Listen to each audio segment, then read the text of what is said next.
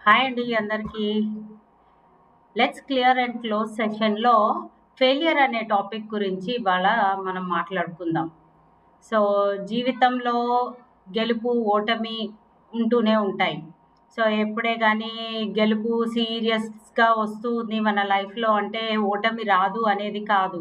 కంపల్సరీగా ఎక్కడో ఒక దగ్గర ఓటమి అనేది తగులుతుంది. ఎంత గట్టి మనిషి అయినా సరే ఓటమిని రుచి చూడక మానరనమాట.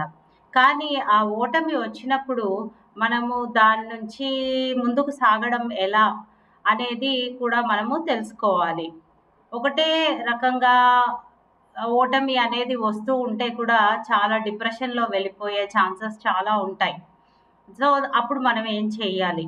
అందరైతే చెప్తారు, పాజిటివ్‌గా ఆలోచించు, ఇంకా మంచి ఫ్రెండ్స్‌తో హ్యాంగ్ ఔట్ చెయ్యి, అన్నీ జెప్తారు. కానీ ఎప్పుడైతే ఒంటరితనంతో మనం మనలో సతమతం అవుతూ ఉంటామో, అప్పుడు హెల్ప్ చేసేవాళ్ళు బయట నుంచి ఏమీ చేయలేరు. మనం కంపల్సరీగా మనమే దానికి సొల్యూషన్ అనేది వెతుక్కోవాలి.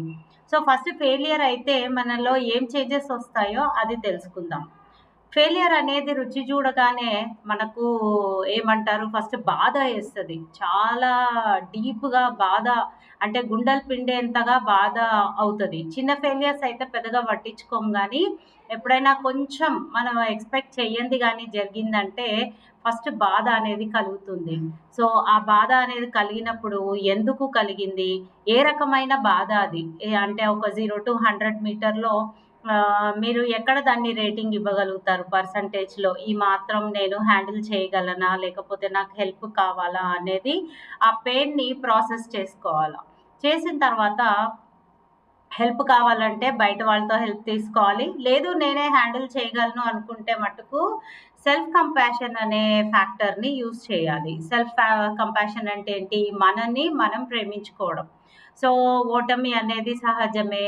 ఇది నువ్వు హ్యాండిల్ చేయగలుగుతావు. నువ్వు దీంట్లోంచి బయటపడగలుగుతావు అనేటివి చెప్పుకొని మనం ఆ స్టేజ్‌లోంచి మెల్లిమెల్లిగా బయటికి వెళ్ళడం అనేది చెయ్యాలి.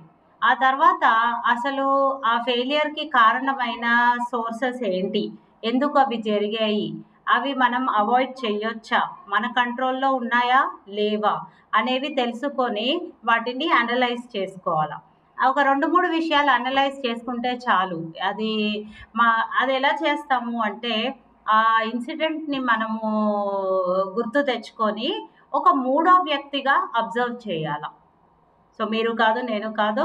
ఒక మూడో వ్యక్తిగా ఆ ఇన్సిడెంట్‌ని అబ్జర్వ్ చేసుకుంటే, అక్కడ జరిగిందేంటి, జరగబోయేదేంటనేది క్లారిటీతో వస్తుందనమాట. ఒకవేళ అలా రాకపోతే గనక పేపర్ మీద రాసుకొని అనలైజ్ చేసుకోవచ్చు. ఆ తర్వాత యాక్షన్. చిన్న చిన్న యాక్షన్స్. చాలా చిన్నవి. పెద్దవి మన బ్రెయిన్ యాక్సెప్ట్ చెయ్యదు. ఎప్పుడు చూడు కంఫర్ట్ జోన్‌లో ఉంటానంటది.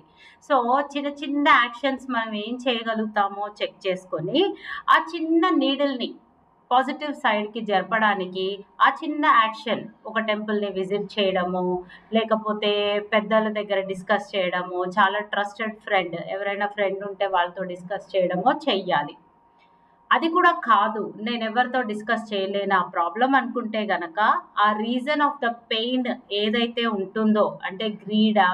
లేకపోతే సాడ్‌నెస్సా? లేకపోతే లాసా? ఏంటనేది గుర్తుపట్టిన తర్వాత ఓపెనోపోనో ప్రేయర్ మీరు చేయొచ్చనమాట. దీనికి ఒక టైమింగ్స్ అంటూ ఏముండదు. దీనికి రూల్స్ అంటూ ఎక్కువ ఏముండవు. మీకు ఏ ఎమోషన్ అయితే కలుగుతుందో for example sadness. Dear sadness, I'm sorry. Please forgive me. Thank you. I love you అని చెప్పి 4 సెంటెన్స్‌లు మీరు రిపీట్ చేసుకున్నారంటే, ఒక 5, 10 మినిట్స్‌లో మీరు చేంజ్ చూడవచ్చు. సో, ఎక్కడ కూర్చున్నా, ఏ ట్రావెలింగ్‌లో చేసినా గూడా ఈ ఓపెనోపోనా అనేది కంపల్సరీగా వర్క్ అవుతుందనమాట. సో, ఇదైతే మనకు యూరప్ నుంచి వచ్చింది. బట్ ఎఫెక్టివ్‌గా ఉంటుంది. ఎందుకంటే చాలా సింపుల్. క్షమాపణ కోరుకుంటున్నాము ఆ ఎమోషన్ నుంచి. దాంట్లోంచి బయటపడడానికి చాలా చాలా ఈజీ అనమాట. సో, ఫెయిల్యూర్‌ని హ్యాండిల్ చేయడం ఎలా? దాన్ని గుర్తుపట్టడం ఎట్లా? దాంట్లోంచి బయటపడడం ఎలా అనేది ఇవాళ మీరు తెలుసుకున్నారు. Please subscribe to my channel and have a great day. Thank you and by.